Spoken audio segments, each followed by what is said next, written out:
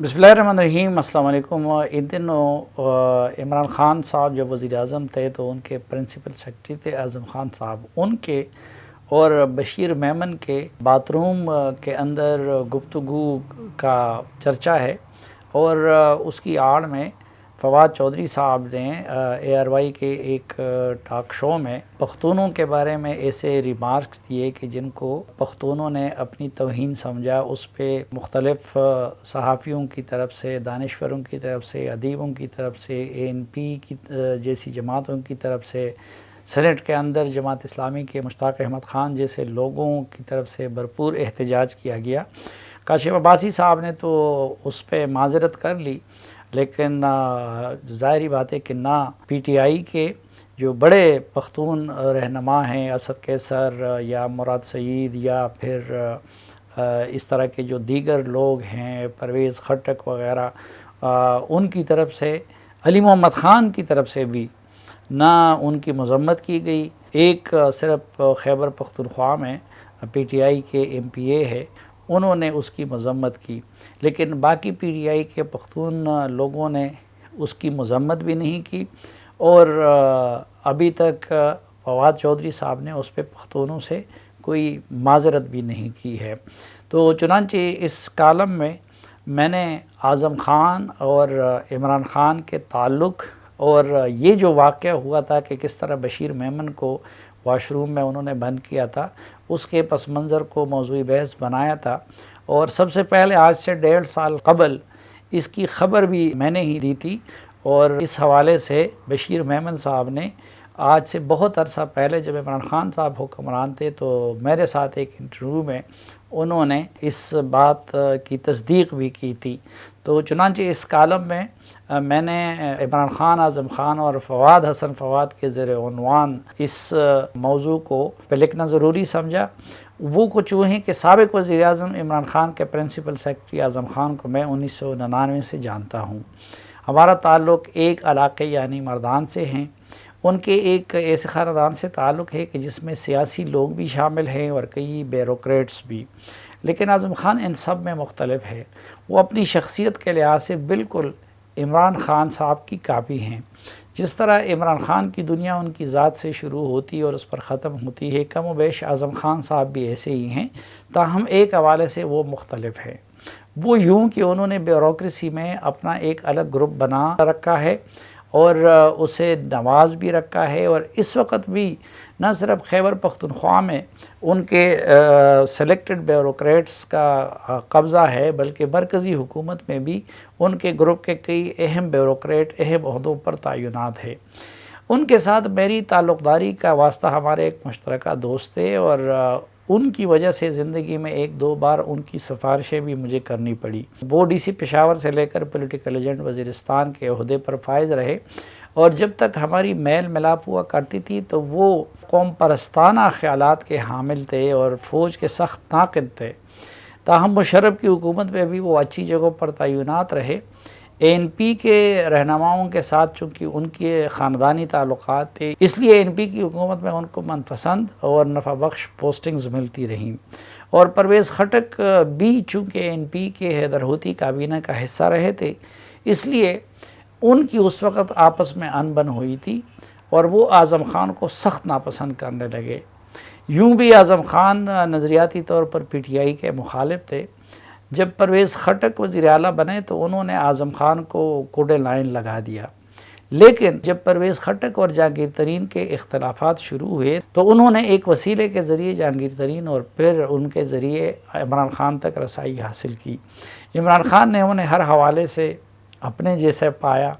اور کچھ ہی عرصہ میں وہ اعظم خان کی بوتل میں مکمل طور پر بند ہو گئے۔ یوں وزیر اعلیٰ پرویز خٹک کی مرضی کے بغیر انہیں جہانگیر ترین اور عمران خان نے ایڈیشنل چیف سیکرٹری تعینات کیا۔ ہیں تو وہ ذہین اور تیز اور کام کرنے والے بھی ہیں، جبکہ اپنے باس کے سوا پھر کسی اور کا خیال بھی نہیں رکھتے، اس لیے انہوں نے مختصر عرصے میں عمران خان اور جہانگیر ترین کو اور بھی متاثر کیا۔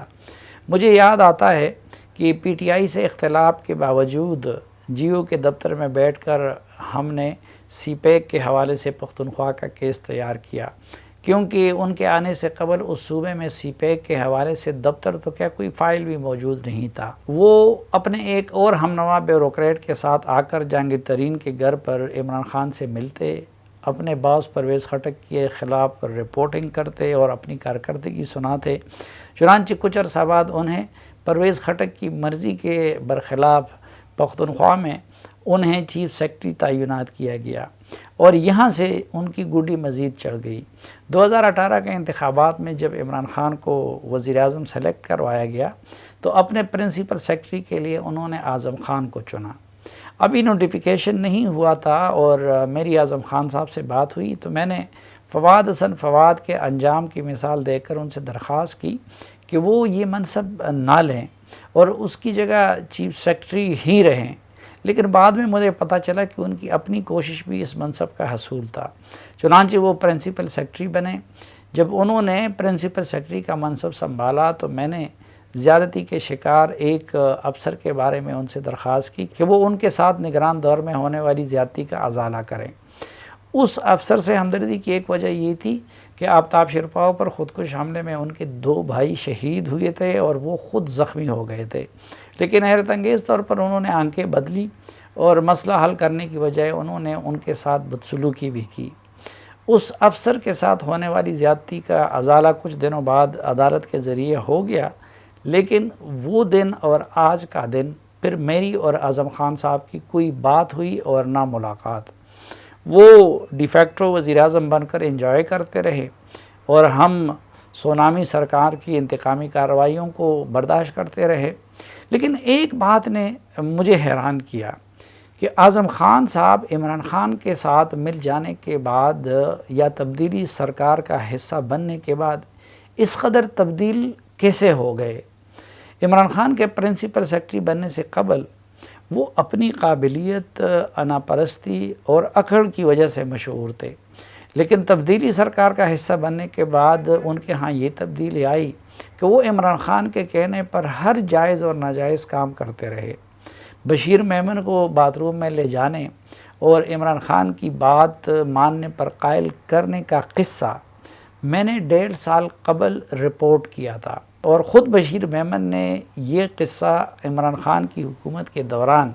جنوری 2022 میں ایک انٹرویو کے دوران مجھے سنایا۔ بشیر میمن کے مطابق عمران خان نے جب ان سے مطالبہ کیا کہ وہ جج ارشد ملک کی ویڈیو کی بنیاد پر مریم نواز، خواجہ آصف، احسن اقبال اور دیگر کے خلاف آرٹیکل 6 کے تحت غداری کا مقدمہ بنائیں، تو انہوں نے یہ کہہ کر معذرت کی کہ آرٹیکل 6 بہت بڑی بات ہے اور اس کی بنیاد پر اگر وہ مقدمہ بنائیں گے تو عدالت اس کو اڑا دے گی۔ عمران خان نے اعظم خان کی موجودگی میں انہیں محمد بن سلمان کی مثال دی اور کہا کہ ایک طرف دیکھیں ان کے ماتحت لوگ ان کے کہنے پر سب کچھ کر رہے ہیں اور دوسری طرف آپ جیسے لوگ ہیں کہ جب میں حکم دیتا ہوں تو آپ لوگ قانونی نکات لے آتے ہیں اور آئیں بائیں شائیں کرنے لگتے ہیں۔ اس پر بشیر میمن کا دماغ بھی گھوم گیا اور انہوں نے عمران خان سے کہا کہ سر آپ عجیب بات کر رہے ہیں، 1.5 گھنٹے کی ویڈیو میری FIA کے پاس جج ارشد ملک کی پڑی ہے جس کی فورنزک بھی ہو چکی ہے، اور انہیں سزا دینے کی بجائے آپ مجھے کہہ رہے ہیں کہ میں ویڈیو چلانے والوں کے خلاف مقدمہ قائم کروں اور وہ بھی آرٹیکل 6 کے تحت۔ یوں ان دونوں کی تلخی ہو گئی۔ چنانچہ اعظم خان انہیں اپنے ساتھ باہر لے گئے۔ بشیر میمن کے بقول اس وقت اعظم خان کے دفتر میں لوگ بھی بیٹھے تھے اور بگنگ کا بھی خطرہ تھا، اس لیے وہ انہیں اپنے ساتھ باتھ روم میں لے گئے اور کنڈی لگا کر انہیں قائل کرتے رہے کہ وہ وزیر اعظم کی بات مان لیں۔ وہ بشیر میمن کو عمران خان کی ناراضگی کے برے نتائج سے بھی متنبع کرتے رہے، لیکن بشیر میمن اپنے موقع پر ڈٹے رہے۔ انہوں نے اعظم خان سے بھی کہا کہ ایک سرکاری افسر ہونے کے ناطے آپ کو تو میرے ساتھ کھڑا ہونا چاہیے، لیکن آپ مجھے غلط کام کے لیے قائل کر رہے ہیں۔ بشیر میمن کے بقول انہوں نے اعظم خان کو اس وقت بھی ان کے پختون ہونے کا حوالہ دیا اور کہا کہ یار پختون تو بڑے اصول پرست ہوتے ہیں اور جٹ جانے والے ہوتے ہیں، لیکن آپ مجھے بے اصولی پر مجبور کر رہے ہیں۔ بہرحال اس گستاخی کی سزا اگلے ہی دن بشیر میمن کو ملنی شروع ہو گئی اور جب تک عمران خان اقتدار میں رہے وہ زیر عتاب رہے۔ اس کے بعد انہوں نے چھٹی لے لی، پھر ان کو ریٹائرڈ کر دیا گیا، پھر ان کے مراد بند کر دیے گئے جس کے لیے وہ عدالت سے گئے۔ اب اس واقعے کی آڑ لے کر فواد چودھری صاحب نے کاشف عباسی صاحب کے پروگرام میں تمام پختونوں کی توہین کی، لیکن افسوس کہ پختون اعظم خان خاموش ہے۔ کم از کم اب تو سامنے آ کر انہیں اس حوالے سے اپنی وضاحت پیش کرنی چاہیے، کیونکہ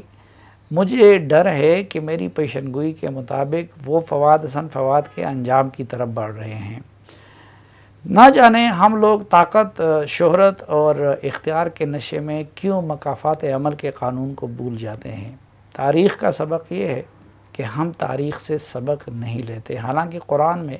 اللہ نے واضح الفاظ میں متنبہ کیا ہے کہ وَتِلْكَ الْأَيَّامُ نُدَاوِلُهَا بَيْنَ النَّاسِ، یعنی اور ہم لوگوں کے درمیان اسی طرح دنوں کو پھیرتے ہیں۔ یہ تو ناظرین میرا کالم تھا جو جنگ اخبار میں شائع ہوا، لیکن اس سے بعض لوگوں نے ایک غلط مطلب بھی لیا ہے، اور اس میں چونکہ میں نے فواد حسن فواد کو بھی ریفر کیا ہے تو اس سے بعض لوگوں نے ایسی مطلب اخذ کی ہے کہ جیسے فواد حسن فواد اور اعظم خان کو میں ایک کیٹیگری کے لوگوں میں شمار کرتا ہوں، حالانکہ ایسا قطعاً نہیں ہے۔ میں یہ وضاحت کرنا چاہتا ہوں کہ دونوں اگرچہ ڈی ایم جی افسر تھے، لیکن فواد حسن فواد اور اعظم خان اپنے رویے کے لحاظ سے بالکل دو مختلف انسان تھے، اور فواد حسن فواد اور اعظم خان صاحب میں کوئی بھی اس لحاظ سے قدر مشترک نہیں تھا، لیکن چونکہ وہ بھی پرنسپل سیکرٹری رہے تھے، اور اس وقت میں نے اعظم خان صاحب کو فواد حسن فواد کے انجام کی جب مثال دی تھی، کیونکہ میں تو ایک اس وقت اعظم خان صاحب کا خیر خواہ تھا، اور مجھے پتا تھا کہ فواد حسن فواد کو بے گناہ جرم میں پکڑا گیا ہے، تو میں اس وقت اعظم خان صاحب کو اس انجام سے ڈرانا چاہ رہا تھا کہ دیکھو اس پوسٹ پہ رہنے کے بعد کل آپ کے ساتھ بھی ایسا ہو سکتا ہے، لیکن یہ قطعاً میرا مطلب نہیں ہے، وہ اب تفصیل کا وقت نہیں ہے، ورنہ میں ہر حوالے سے کہہ سکتا ہوں کہ بطور پرنسپل سیکرٹری رول کے لحاظ سے، اپنے رویے کے لحاظ سے، اپنے کردار کے لحاظ سے اعظم خان صاحب اور فواد حسن فواد دونوں ایک دوسرے سے بالکل مختلف ہیں۔